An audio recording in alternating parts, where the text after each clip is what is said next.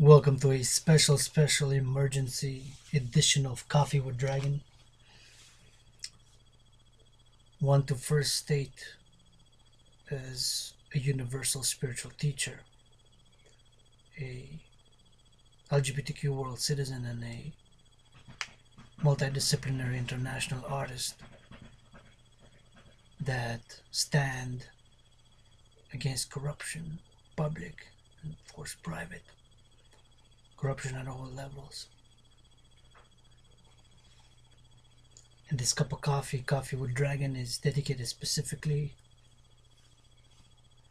to the citizens and the people living in Canada, the recent developments, but also the transcendence of the national arena, and of course against international corruption, public and private, and NGOs, and of course corporate and business in all arena of this corruption, private and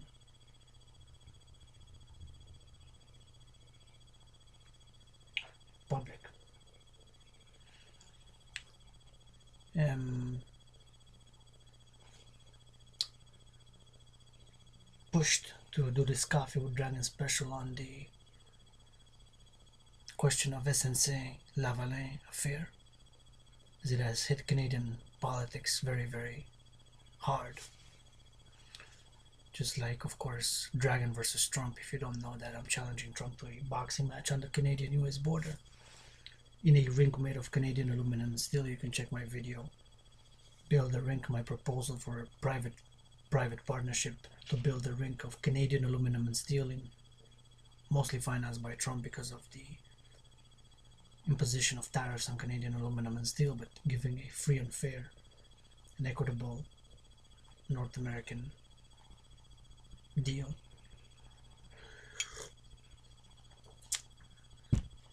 And just news came in that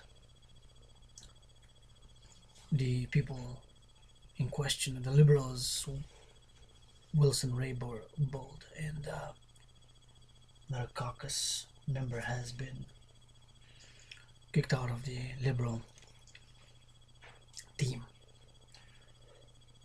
First, want to say that I think we moved from the initial question, which is corruption, and myself, a non-affiliate with any political party, think that corruption is a non-partisan issue.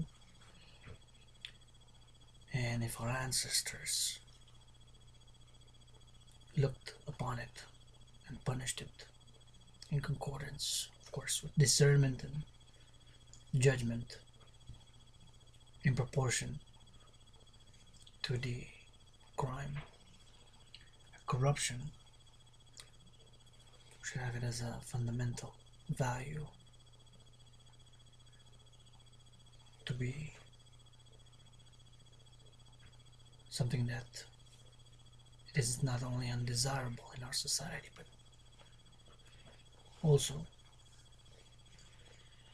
punished in our society because of the fundamental inner morality and ethics which it involves, which is of course stealing funds, or divesting funds, corruption, misappropriating them in a direction that serves the selfishness and the greed of a few.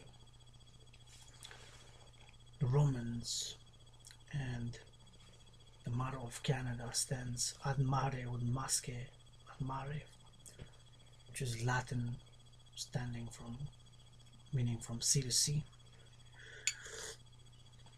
The Romans, some say many of our ancestors, the Romans, were very harsh in punishing corruption. Very was seen as something that was quasi, sort of a blasphemy type of, against the Republicas, the meaning of the state, when the democratic and the people's representative state is supposed to be.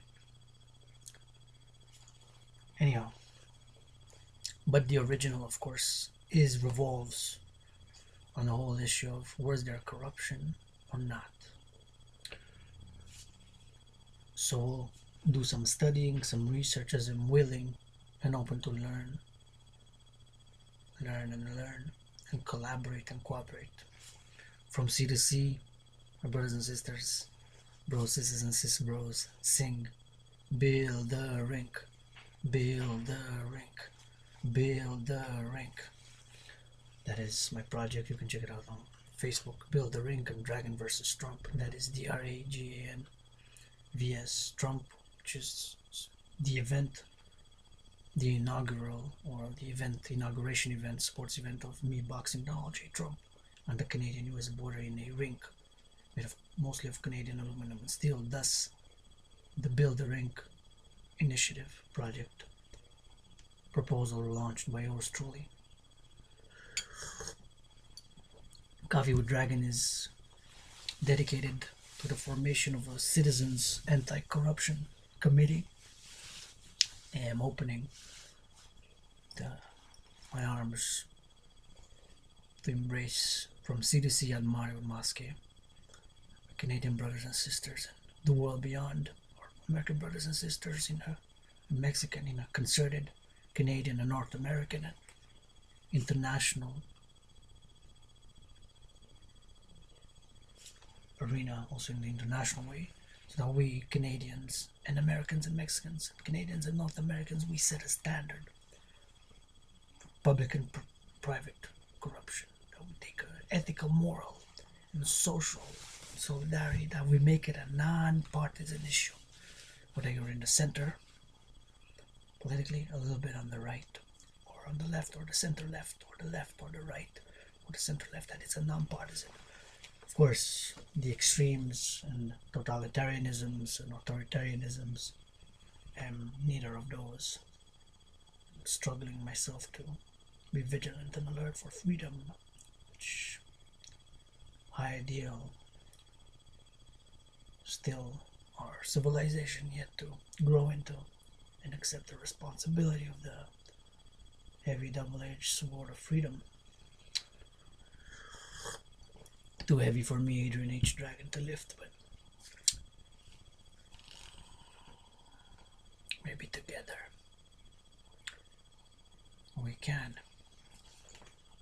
Thus, we use the beautiful technology and Google SNC-Lavalin.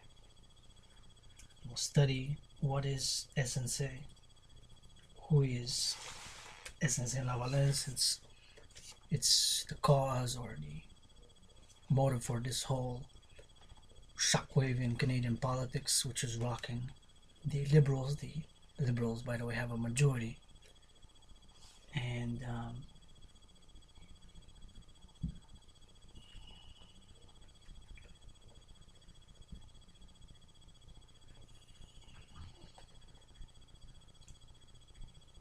we shall now see what Wikipedia has to say, and again, check my facts and check if anything's wrong that you hear me reading and trying to learn. Coffee with Dragon, dedicated to learning and to the formation of an across provinces, territories, from sea to sea, citizens anti-corruption committee.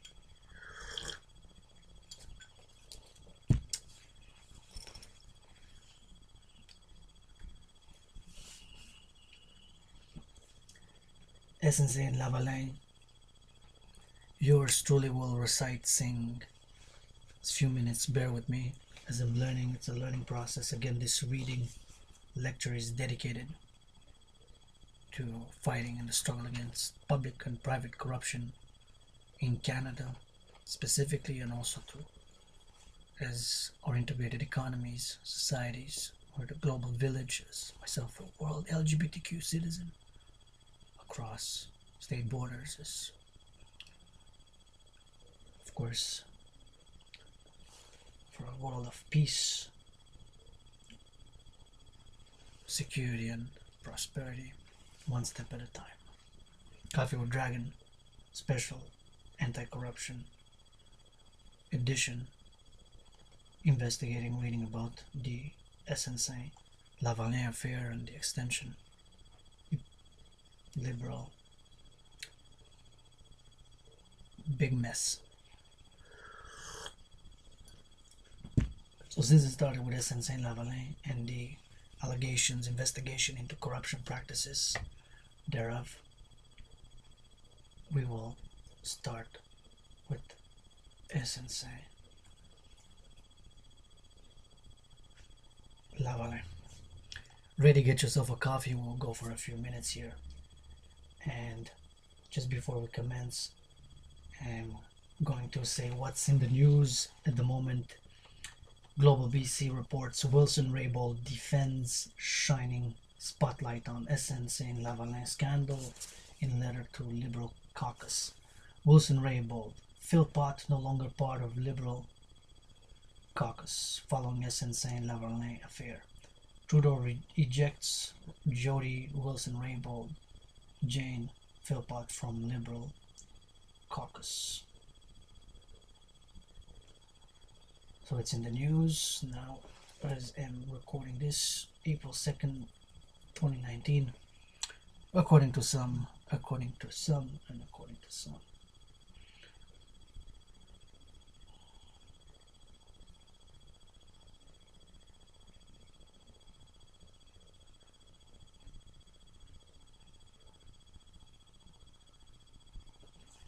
SNC-Lavalin Group is a Canadian company based in Montreal that provides engineering, procurement, and construction (EPC) services. Engineering, procurement, and construction (EPC) services in various industries including mining and metallurgy, oil and gas, environment and water infrastructure, and clean power. SNC-Lavalin is the largest construction company by revenue in all of Canada as of 2018. So this is important to understand the dynamics of the gravity of the bigness of it all.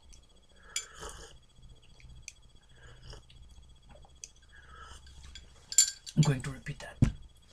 SNC-Lavalin is the largest construction company by revenue in all of Canada as of 2018. The firm has over 50,000 employees worldwide with offices in over 50 countries and operations in over 160 countries. Again, SNC-Lavalin is the largest construction company by revenue in all of Canada as of 2018.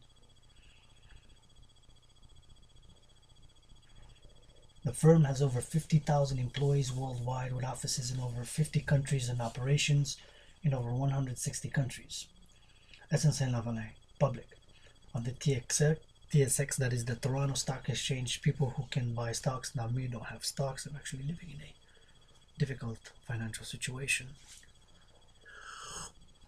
I'm open for gigs of a poetic kind as a poet, world's greatest living poet, universal spiritual teacher, lectures with expertise in Western civilization and Western religions, with specialized in Judaism and Western philosophy. TSX, SNC-Lavalin. Industries: engineering, construction, oil and gas, mining, metallurgy. It was founded in 1911. Headquarters is 202 455 René Lévesque Boulevard, West Montreal, Quebec, Canada. René Lévesque, if you're living in Montreal, as myself a Montrealer, you would be familiar, of course, with René Lévesque Boulevard and the address, René Lévesque Boulevard. SNC-Lavalin has over 50,000 employees worldwide with offices in over 50 countries and operations in over 160 countries. According to their 2017 annual report, their four key sectors are infrastructure, mining, metallurgy, oil and gas, and power. Each sector offers services in each sector SECTOR that include design, studies, consultancy, financing, asset management, engineering, construction, procurement, and operations and maintenance. Their infrastructure sector provides services from financing, building, and maintenance. Their oil and gas sector includes upstream, midstream, and downstream projects across the life cycle. And here it will require for us to learn more and have a little bit more expertise, but of course, generally, we get the idea of the operations of the company. Operations include mass transit and heavy rail systems, highways, bridges, airports, and marine facilities, as well as industrial, commercial, cultural, and healthcare buildings. Mining and metallurgy sector offer services to projects of any size or complexity, including mining, commodities, fertilizers, and sulfuric acid facilities. The power sector provides services in environment and water, the transmission and distribution of energy, hydropower, nuclear power, renewables and thermal power generation, energy from waste, electrical power delivery systems, and clean and sustainable power technologies.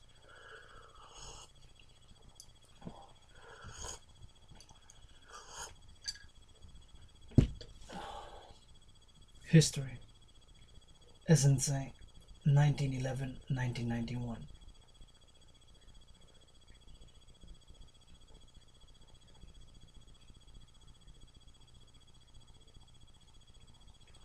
In 1911, Swiss-born Arthur Surveyor established a consulting engineering office, Arthur Surveyor NC, in Montreal after completing studies in Belgium and at the Polytechnique Montreal, and working for several years with public works. Against the backdrop of the transformative advances in electrification, Surveyor worked on hydropower projects with his partner Augustin Frigon, 1888-1952, an engineer, professor, and director at the Polytechnique Montreal, where Surveyor had earned his degree. In 1912, they worked on a power distribution network for the city of Grand-Mère on St. Maurice River. The project that increased the company's profile was the St. Maurice River Hydroelectric Power Station, which they designed and supervised.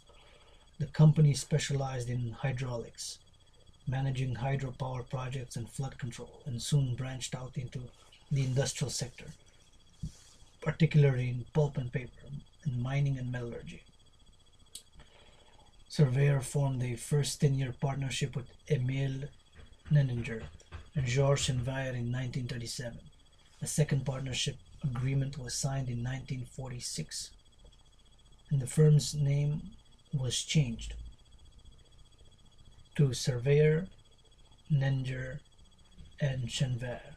Thus, the name would eventually be abbreviated to SNC. So SNC, now we know, see, we learn, myself included, have learned the origins of the company, the SNC, that it stands for Surveyor, Nenninger, and Chenvière, which are, of course, the founders of the company at the beginning of the 20th century.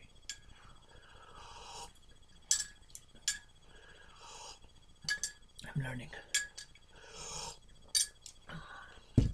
In 1967, Camille h.a.Dragan OC became president and CEO of SNC Group, a position he held until 1975. When Dagenet was inducted into the Order of Canada, he was honored for his accomplishments at SNC, especially for large-scale hydro development projects in Canada and internationally. For example, in India and Greece. One of the most important projects was the work he oversaw on the recently nationalized Hydro-Quebec's Manic 5 project, 1959-1970, on the Manicouagan River north of Bécomo. It was built for hydroelectric power production and supplies water to Manic 5's powerhouses.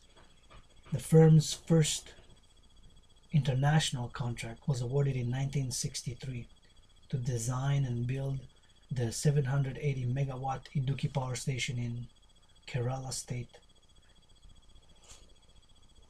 India. That's fascinating. 1963. Power station in Kerala state, India. The Idukki Dam is a double curvature arch dam constructed across the Periyar River in a narrow gorge between the two granite hills locally known as Kurawan and Kurati in Kerala, India.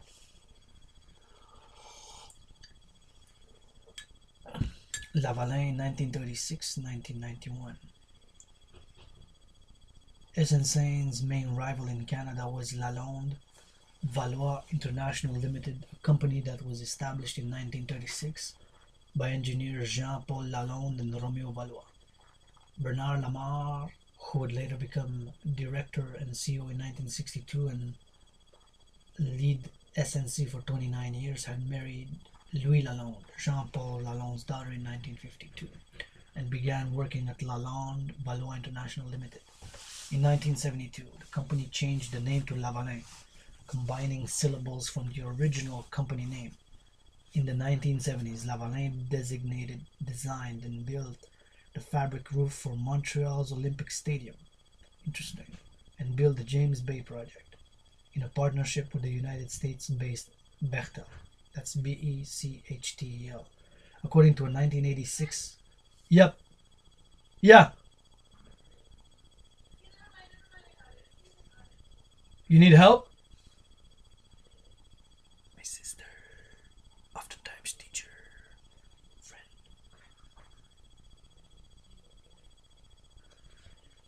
According to a 1986 Maclean's article by Anthony Wilson Smith. I'm gonna have to go help somebody. Be back in a minute. Coming.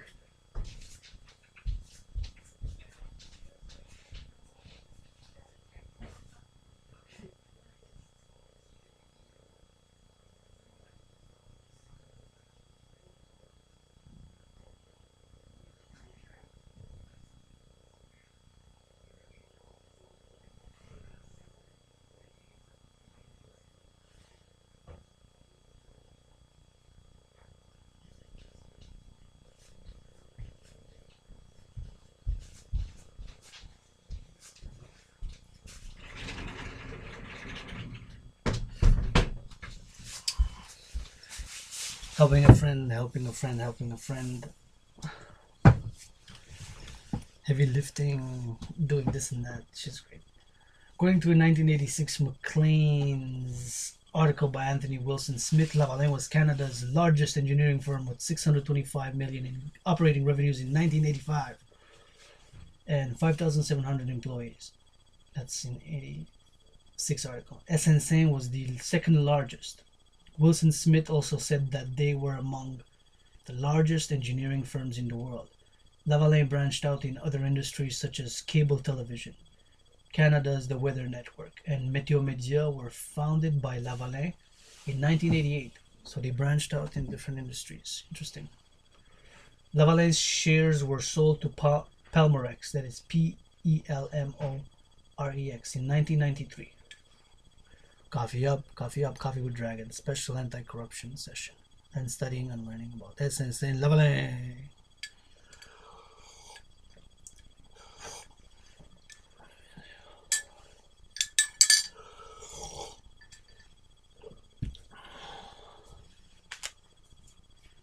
SNC-Lavalin, Pelmorex in 1993. Pelmorex Corp is a Canadian company that specializes in producing weather information websites and applications as well as specialty television networks.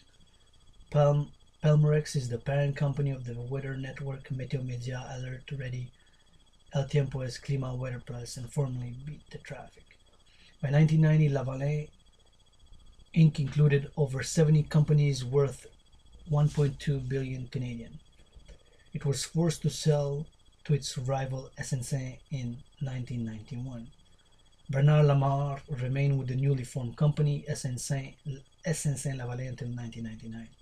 He oversaw major projects including the Trans-Canada Highway in Montreal, the Louis-Hippolyte Lafontaine Bridge Tunnel, the Olympic Stadium in Montreal, and Alcan in the Ville de la Baie. He also oversaw projects in Benin, that is the country of Benin in West Africa, BENI, and in Algeria, North Africa.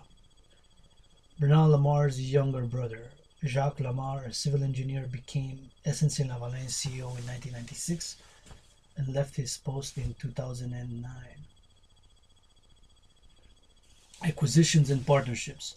According to Ingram, SNC-Lavalin partnered with Bombardier in the 1990s to build transportation projects in Malaysia and Turkey.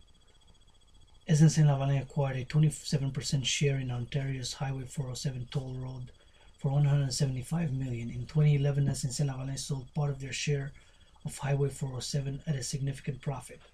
In June 2011, SNC-Lavalin purchased the commercial reactor division of Atomic Energy of Canada Limited AECL from the government of Canada for 15 million Canadian. SNC-Lavalin established a subsidiary company named CANDU Energy Incorporated to market the design and supply of CANDU reactors. So, in case you don't know what the CANDU reactor is, it's the CANDU for Canada Deuterium Uranium is a Canadian pressurized heavy water reactor design used to generate electric power. The acronym refers to its deuterium oxide moderator and its use of uranium fuel. CANDU reactors were first developed in the late 1950s and 60s by a partnership. Coffee up.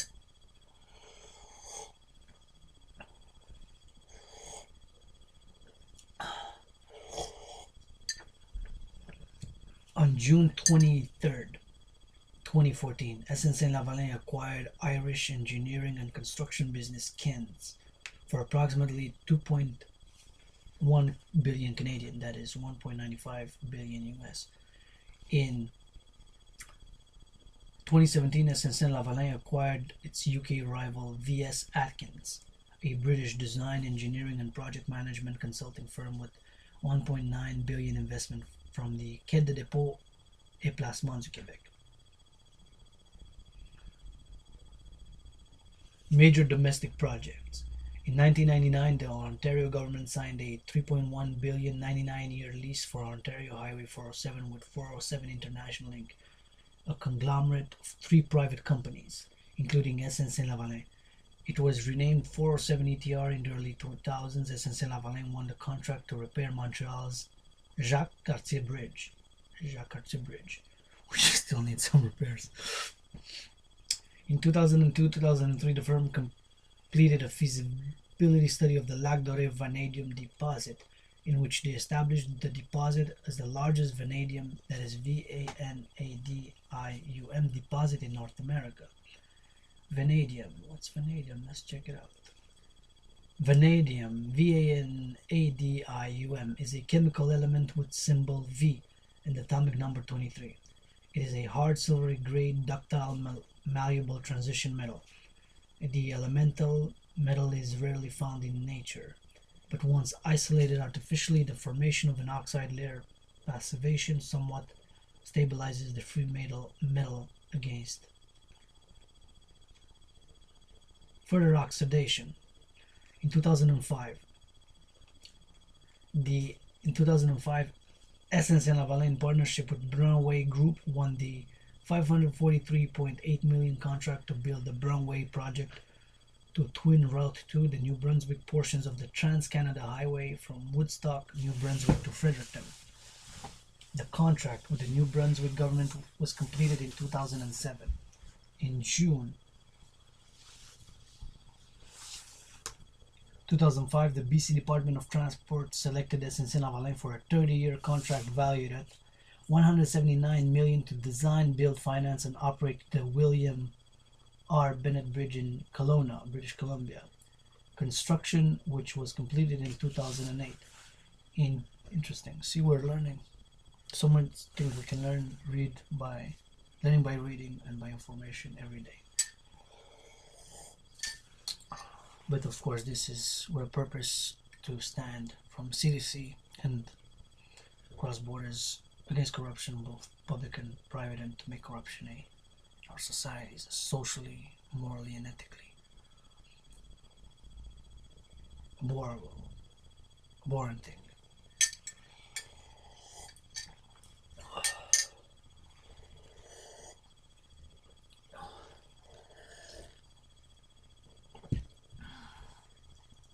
In 2004, the firm was awarded the contract for Canada Line, an extension of the SkyTrain rapid transit system in Vancouver. The project was completed in 2009 ahead of schedule. That's interesting because usually it's missing the deadlines. Deadlines are missed. Projects are pushed back, especially in construction. So project was completed ahead of schedule. Good job on that. The Goreway Power Station, a 869.8 megawatt thermal power generation facility in Brampton, Ontario, near Pearson Airport, constructed by way of an EPC agreement with SNC-Lavalin, began commercial operation in 2009 for Toyota Tsusho and Chubu Electric Power. The firm completed the construction of Ermine Power Station for Sask Power in Saskatchewan in 2009.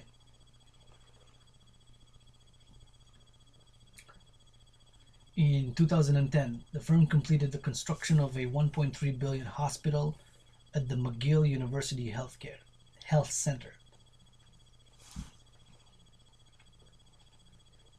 See discussion regarding controversy below. Yes. The firm was awarded a 2015 Canadian Consulting Engineering Awards for their work in structural and civil engineering for the Halifax Central Library project, in which they created a civic landmark and centerpiece for the Capital District. Note 37. Note 37. Note 37.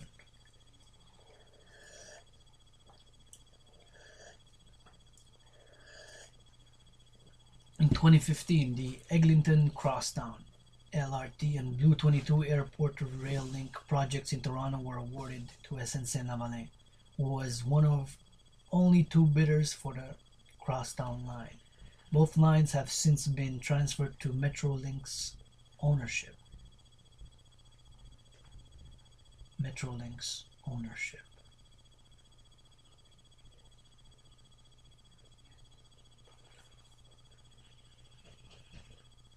The Crosstown line is due to be completed in 2020, while Blue 22 opened as Union Pearson Express in 2015. SNC-Lavalin is one of three main partners of the Rideau Transit Group, along with ACS Group and Elidon Confederation Line, on a 12.5 kilometer rapid transit line project in Ottawa, with a 2.5 kilometer downtown subway tunnel as the centerpiece. The project, originally scheduled to be completed in 2018, is expected to be completed in spring 2019.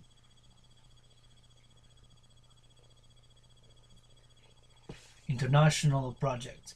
In 1995, SNC-Lavalin won a large infrastructure contract to renovate and modernize hydroelectric power stations with the Indian government.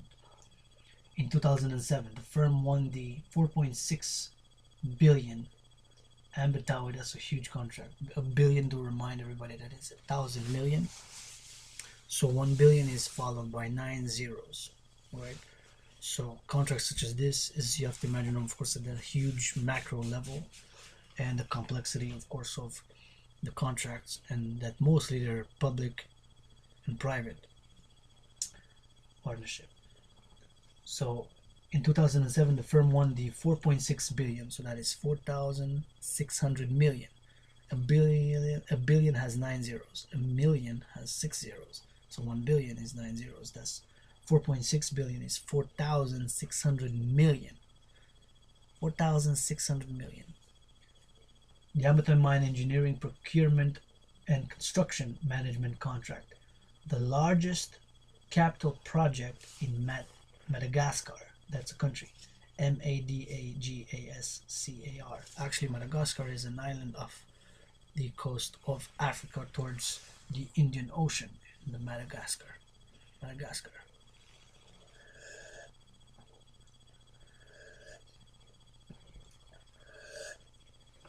Largest capital project in Madagascar's history. Wow.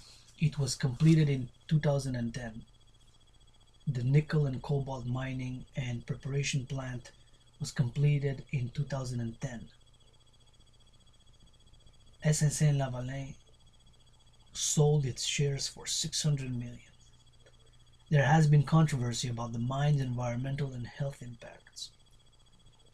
In December 2016, the firm won a BOO, Build, Own, Operate, BOO, contract from Crestwood Equity Partners valued at 100 million for multiple gas facilities in the Permian Shale Basin in the United States. In March 2016, it was awarded an 800 million EPC management contract for a Middle East gas processing project. Major investors. The Caisse de dépôt et placement du Québec is SNC-Lavalin's long-term partner. Caisse de dépôt et de placement du Québec. And, well, read a little bit about that, because if you're listening to this across from sea to sea at Mario Mascanmare, the coast of Canada, you might not be that familiar with sort of financial institution that the Caisse de dépôt et placement du Québec is. So briefly, the CDPQ, Caisse de dépôt et placement du Québec, is an institutional investor that manages several public and para-public pension plans and insurance programs in Quebec. It was founded in 1965 by an act of the National Assembly under the government of Jean Lesage. It is the second largest, according to an article by Pierre Fortin in L'Actualité.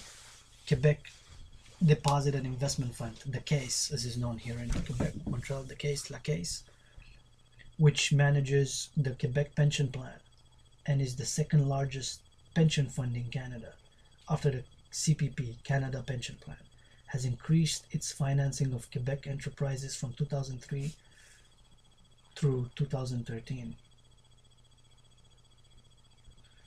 Legal issues. SNC-Lavalin's management teams have been investigated in a number of allegations under the Corruption of Foreign Public Officials Act regarding contracts, beginning with the SNC-Lavalin's Kerala hydroelectric dam scandal 1995-2008 through to the allegations involving the bribing of Libyan officials between 2001 and 2011. So that's between a 10-year period of Libyan officials. That's right up to Gaddafi. Was, of course, Gaddafi ruled Muammar, General Captain leader Muammar Gaddafi ruled Libya, of course, for, if I'm not mistaken, for 42 years, if not more. Right, and what he called the Arab Socialist People's Democratic Republic. Official name of Libya was a very long name. Arab Jamahiriya, the Arab Jamahiriya People's United Socialist Democratic Republic, or the long name of Libya, of course, until Gaddafi's death. And of course, the Arab Spring, part of the Arab Spring revolutions, rebellions, which are ongoing, of course, with the unfortunate Libyan conflict, this Syrian civil war, and the 11th of February revolution in 2011 of Egypt. By Mubarak after more than 30 years of authoritarian rule. Anyhow, to the allegations involving the bribing of Libyan officials between 2001 and 2011. And here the allegations involving the bribing of Libyan officials between 2001 and 2011 is where we are at, which has, of course, spawned the SNC-Lavalin and the whole crisis, call it mess, in the Liberal Party. That's now several have quit. Some was Wilson-Raybould and Jody Raybould have been kicked out.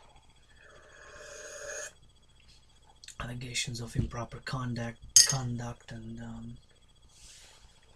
pressures, and the tape, supposedly a recorded tape, which I'm not going to comment because I've not listened to it, and before I do comment, would want to listen to it and not go and judge without discernment and wisdom and understanding and information and by hearsay.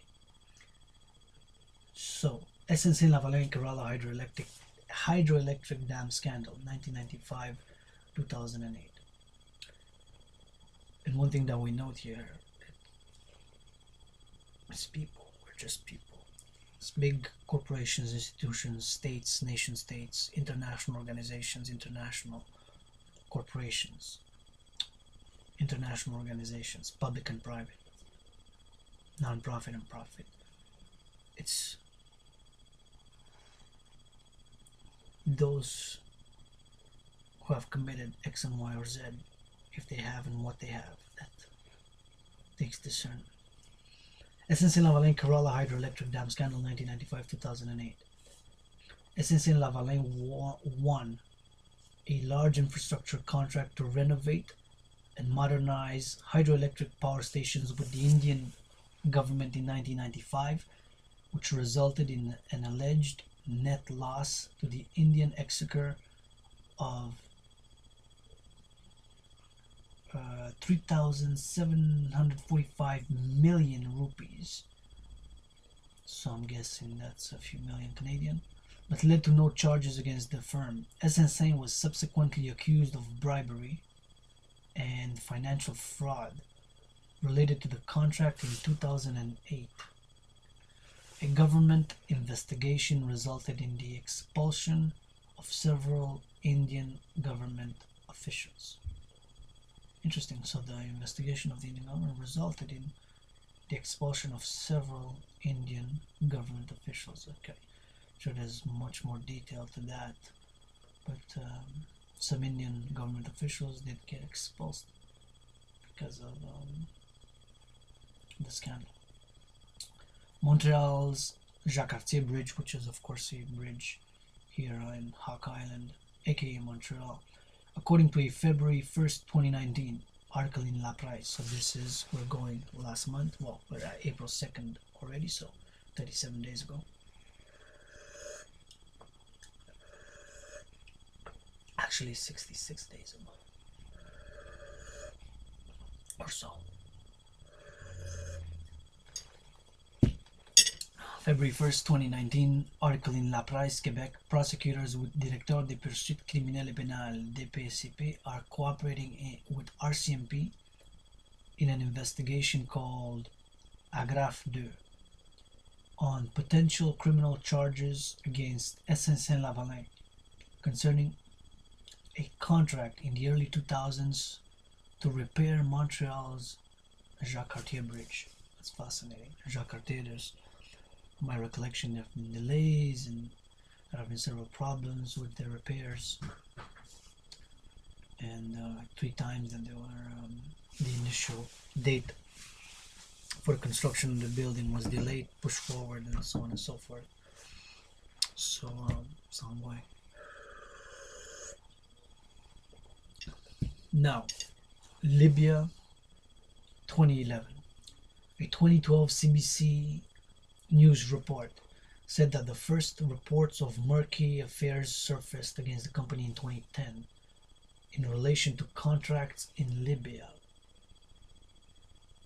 According to a CBC, that is Canadian Broadcasting Corporation, news article, a Libyan bribery and fraud scandal involving crimes that took place from 2001 to 2011, so that's over 10 years. Right, period of time, led to charges in connection with payments of nearly $48 million. I'm guessing that's Canadian. $48 million to Libyan public officials. That's well, that's right. That's 48 million is a lot of money. Okay, it's over 10 years, so it averages to about 48 divided by 10 is 4.8. So averaging a year, by each year, 4.8 million to Libyan public officials.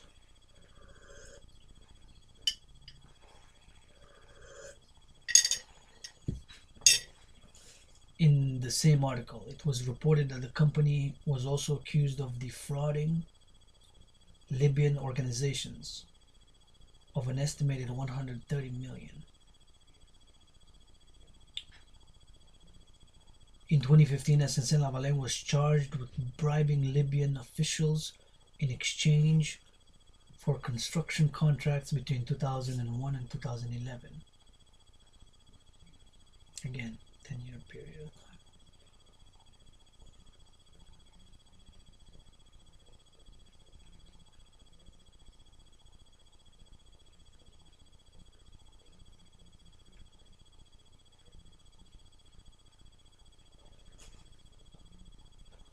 In 2011, the RCMP began their investigation called Projet Assistance, which was triggered by a tip from Swiss authorities. According to an August 8, 2013 Financial Post article, Michael Novak, who had been the head of SNC International, had signed several of the contracts between SNC and unknown commercial consultants to help win contracts for work in Africa. This included a contract with former Libyan dictator Muammar Gaddafi's controversial government. By the summer of 2013, police alleged that the unknown commercial consultants had never existed. Unknown commercial consultants had never existed. And that Ben Aissa had set up shell companies so he could pocket the 53 million himself.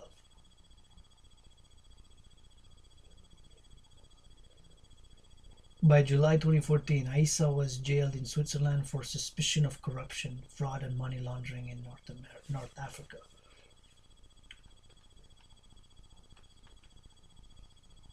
By July 2014, Aissa was jailed in Switzerland for suspicion of corruption, fraud, and money laundering in North Africa. When SNC-Lavalin pulled out of Libya in 2011, it left behind 22.9 million in Libyan banks. In 2013, Roy filed a countersuit for wrongful dismissal, claiming lost wages and damages to his reputation, alleging that he had been framed and scapegoated by higher-level executives whose directives he was obliged to follow.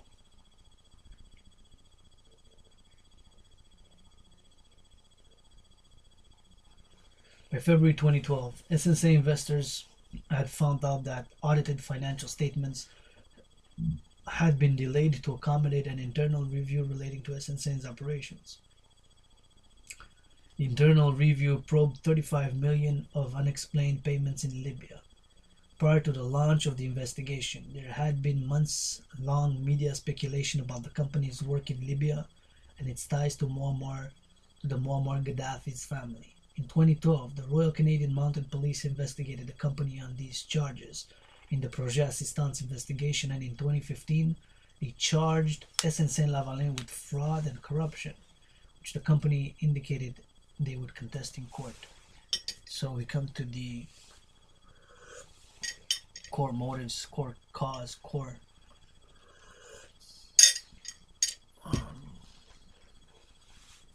motive of the what's happening now with the Liberal Party, and of course several have left, some have been kicked out, and it's an ongoing, definitely call it a crisis, corruption, of perhaps conflict of interest, perhaps leadership, perhaps something else.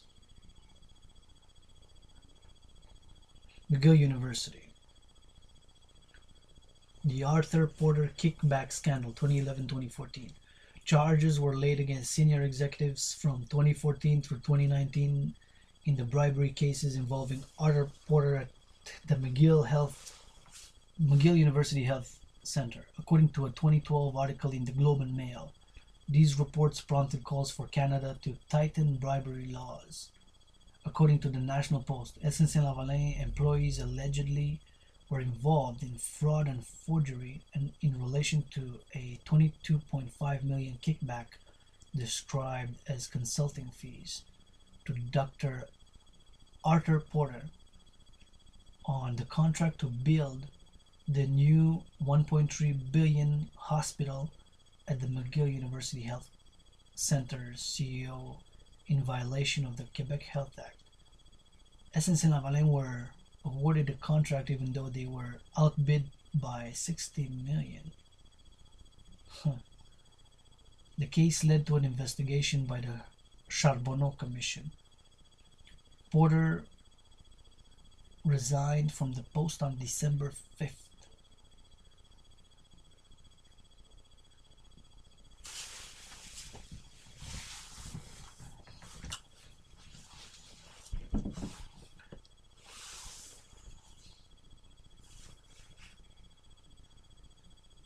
Porter resigned resigned from the post on December 5, 2011, in light of substantial public pressure.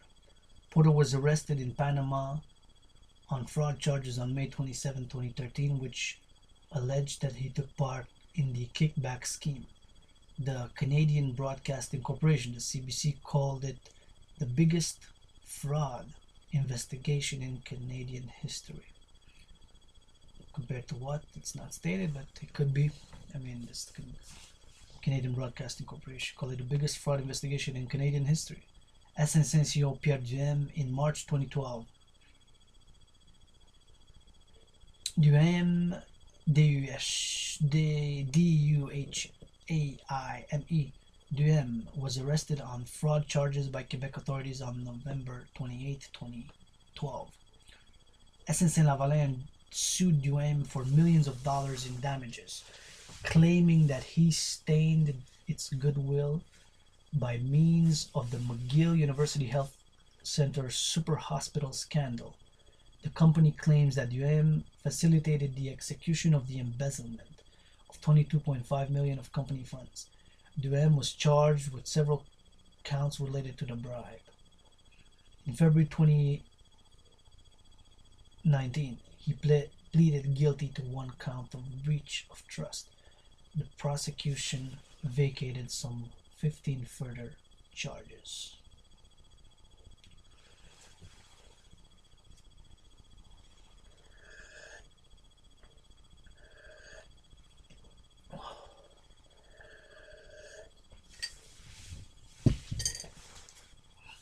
Just gonna stretch a bit. Brace yourselves for it.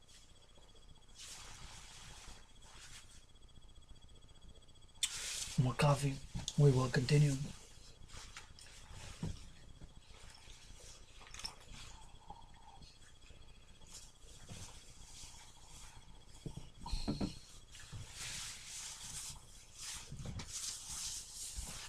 Padma Bridge since 2011.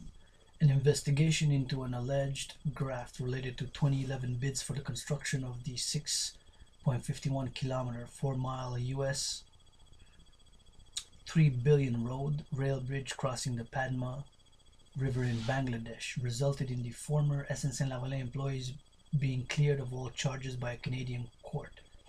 In May 2011, two former SNC-Lavalin International Inc. employees Ramesh Shah and Mohammed Ismail met government officials in Bangladesh to discuss a bid for the $50 million supervision contract to build the Padma PADMA bridge, a project estimated to be worth $3 billion US dollars. So again, a billion is 1,000 million, so 3,000 million US dollars. It's the estimation of the project. Huge macro scale economics and finances here. Part of the allegations were related to SNC common practice of list project consultancy costs, PCC. Project consultancy cost, PCC, also known as project commercial cost, as a line item in internal budgets documents related to the bidding process. As a result of the original investigation by World Bank investigators. Wow, it went to the World Bank investigators. By World Bank investigators who worked with RCMP officers in September 2013. The World Bank blacklisted, B-L-A-C-K, blacklisted SNC-Lavalin and its affiliates from bidding on the World Bank's global projects. Wow, that was a big move by the World Bank. They blacklisted. Basically, they forbid and they didn't allow SNC-Lavalin and its affiliates from bidding on the World Bank's global projects, because they have projects such as dams, such as irrigation and environmentally related, farm related, anti-poverty related. So the World Bank does have a lot of projects. And of course, they blacklisted SNC-Lavalin. Wow.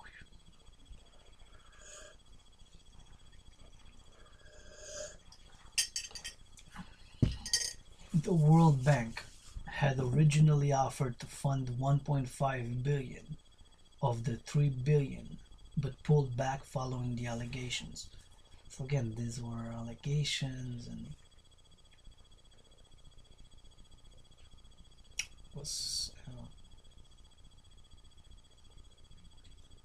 however, on February 11th, 2017, the Ontario Superior Court found no proof of the Padma Bridge bribery conspiracy, dismissed the case and acquitted the ex-SNC-Lavalin executives, according to the Dhaka Tribune. Justice Jan Nordheimer rebuked the Canadian police, saying, reduced to its essentials, the information provided in the wiretap applications was nothing more than speculation, gossip, and rumor. Interesting. However, on February 11th, this is interesting because the World Bank, so again, we should be careful, of course, with speculation and gossip and rumor and hearsay, to discern, to court, justice, fair, and investigation, and discernment, and information, and wisdom, and understanding, and knowledge. However, on February 11, 2017, the Ontario Superior Court found no proof of the Padma Bridge bribery conspiracy, dismissed the case, and acquitted the ex-SNC-Lavalin executives. According to the Dhaka Tribune, Justice Jan Nordheimer rebuked the Canadian police, saying, reduced to its essentials, the information provided in the wiretap applications was nothing more than speculation, gossip, and rumor. Wow.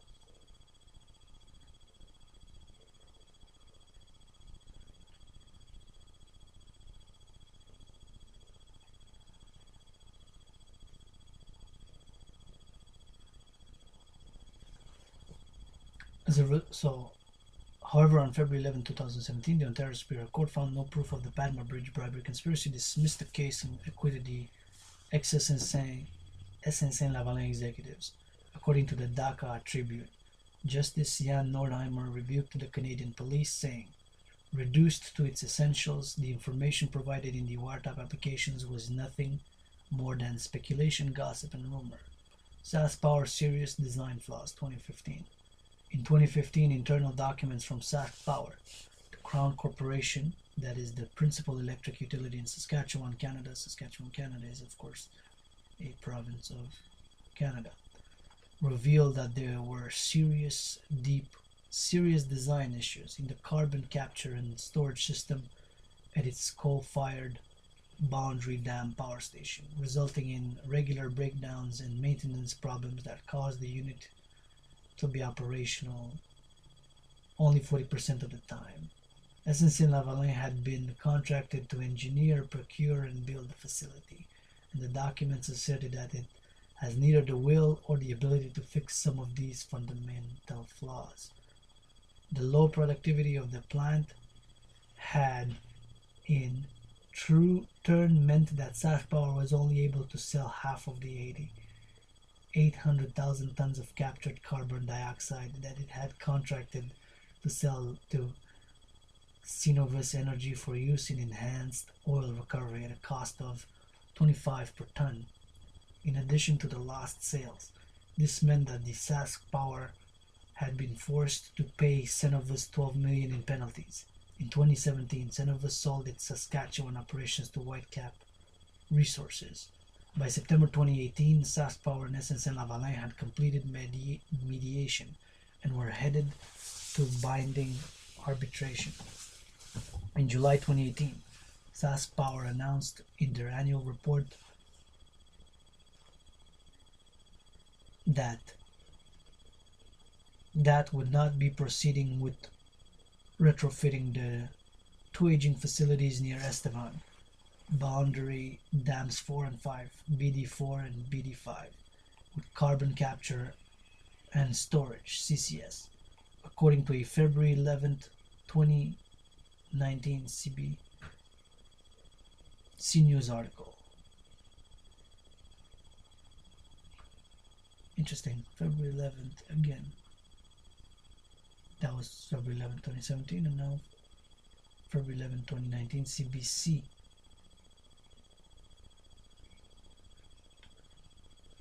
News article. SNC-Lavalin has received about 765 million 800,000 in Saskatchewan provincial government contracts from 2009 to 2018. So over a period of 9 years. That's a lot. 765 million and 800,000. 665 million and 800,000.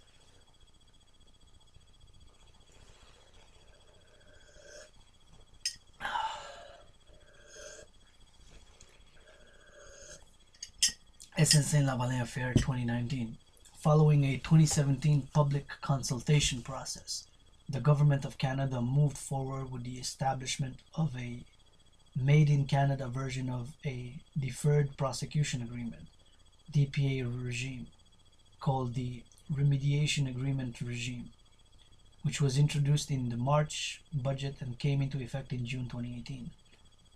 By 2019, SNC-Lavalin, still facing criminal charges in regards to several contracts, began investigating the possibility of a DPA under the newly introduced remediation agreement regime as early as April 2018. On February 10, 2019, the Toronto Star reported that opposition leader Andrew Scheer met with SNC-Lavalin CEO Neil Bruce in May 29, 2018 to discuss the remediation agreement. The Director of Public Prosecutions informed SNC-Lavalin on October 9th that their DPA option was rejected because it is not appropriate in this case. According to the National Post, if the company is convicted, it would be barred from bidding on a federal contracts for 10 years, potentially costing it billions in foregone revenue. So there were big stakes there, big financial. See the rules.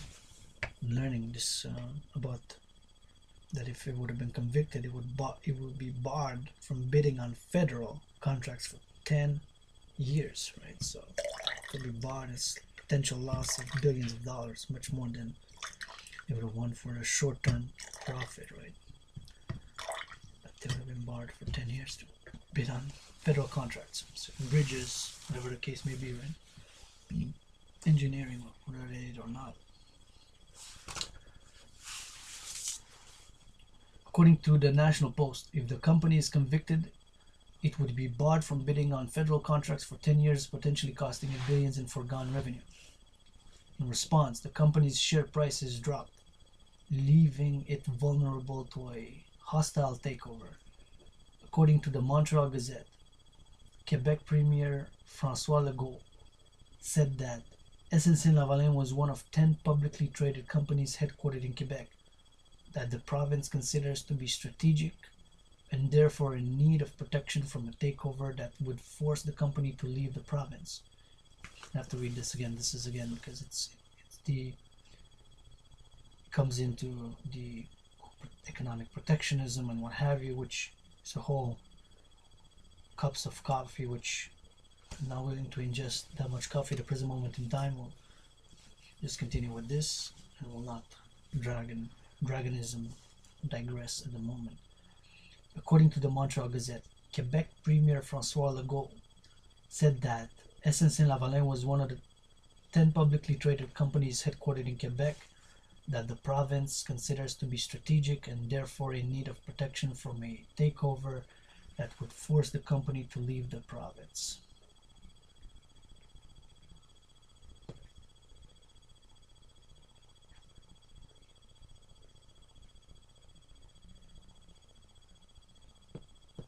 To leave the province. On February 8, 2019, the Globe and Mail reported that sources close to the government said that the Prime Minister's office allegedly had attempted to influence Jody Wilson-Raybould's decision concerning SNC-Lavalin's request for a DPA while she was Minister of Justice and Attorney General. So this is what's happening, right? And now, well, of course, yours truly, Adrian h.a.dragan, is founding the Canadian Coast to Coast Citizens Anti-Corruption Committee.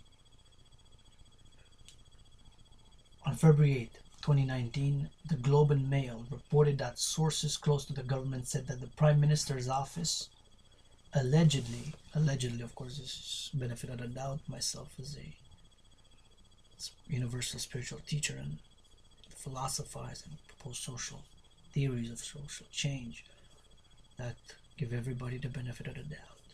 Sometimes he might look, someone said that person, he looks guilty. Well, what do you mean he looks guilty? Maybe he has so much on his mind that he has dark thoughts about his own, I know, financial insecurity and debt he has, or he has a physical ailment that he just looks like that at that particular moment. I mean, he looks guilty. Discern, be more wise. So on February, so give everybody the benefit of the doubt, and of course second and even third chances. The game that I've never played is baseball, but I'm willing. Let's organize baseball from Montreal, coast to coast, against corruption. On February 8, 2019, the Globe and Mail reported that sources close to the government said that the Prime Minister's office allegedly had attempted to influence Jody Wilson-Raybould's decision concerning SNC-Lavalin's request for a DPA while she was Minister of Justice and Attorney General. So this is, of course, the what's happening now, where we're at now. On February 8, 2019, the Globe and Mail reported that sources close to the government said that the Prime Minister's office allegedly had attempted to influence Jody Wilson-Raybould's decision concerning SNC-Lavalin's request for a DPA while she was Minister of Justice and Attorney General.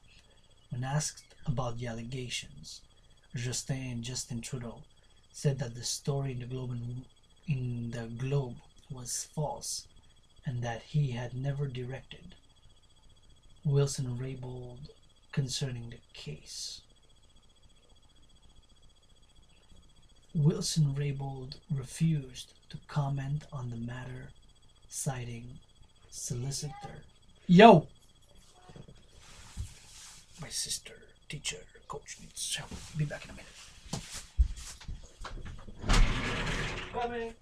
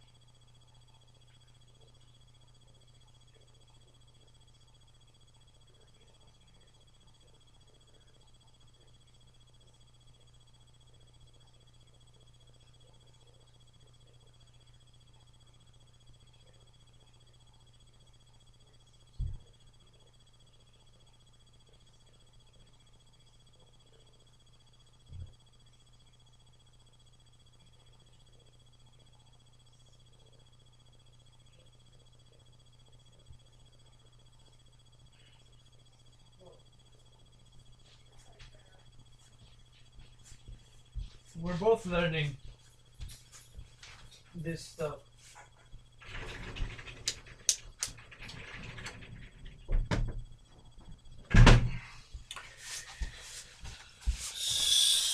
So there was a little bit of a tardiness, and to help my friend,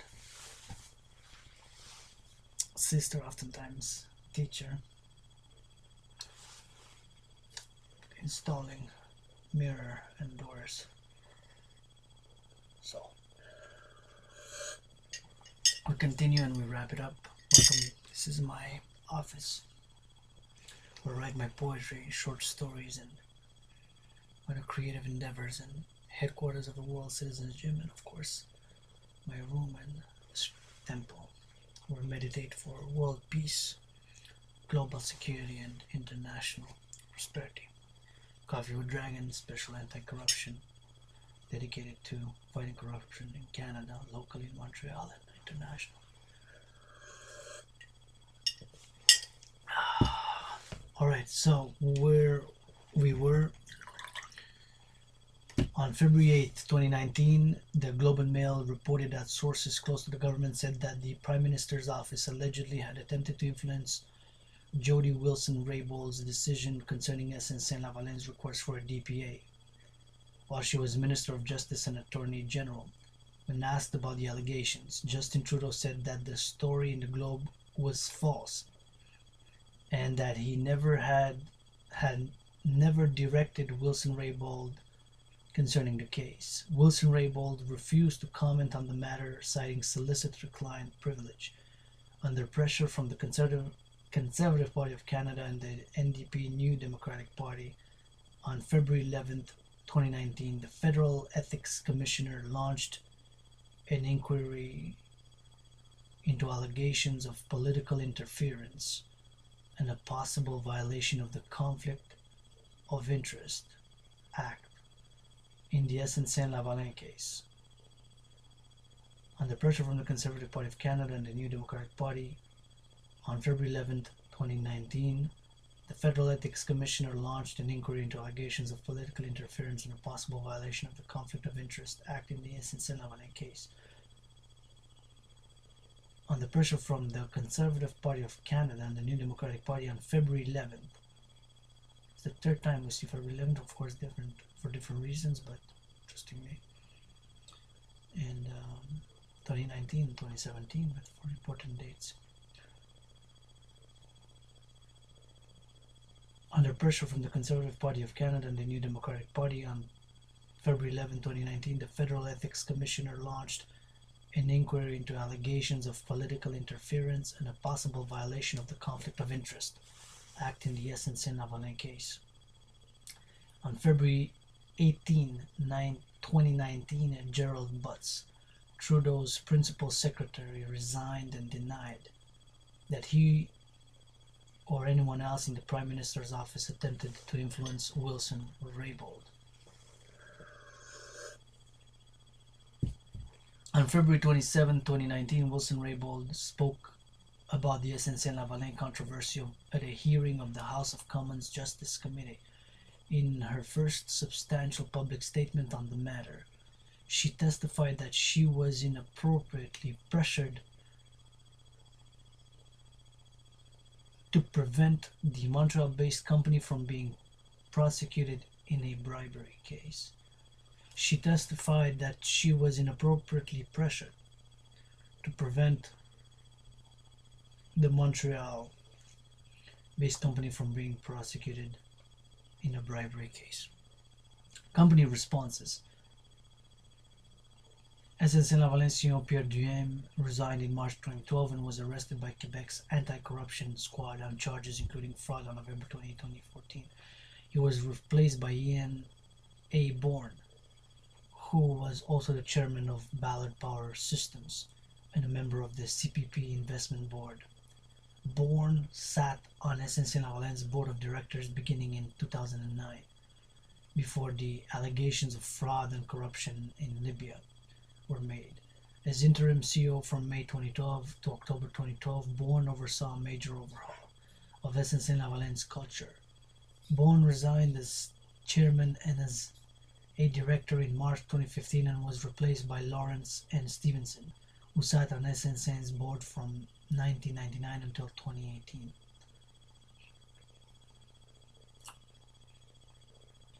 In 2019, the investigations continued to affect the company and its CEO, Bruce, since SNC-Lavalin continued to face criminal charges in 2019 in regards to alleged bribes contracts between 2001 and 2011. The company failed to receive a remediation agreement that would have provided a reprieve from criminal charges and now faces a potential conviction. A new investigation involving potential bribery in relation to a repair contract in the early 2000s has been reported by La Presse. Launching yours truly, Adrian h.a.dragan, Universal Spiritual Teacher, World LGBTQ Citizen, and Multidisciplinary International Artist, the Coast to Coast Citizens Anti-Corruption, Canadian Citizens Anti-Corruption Committee.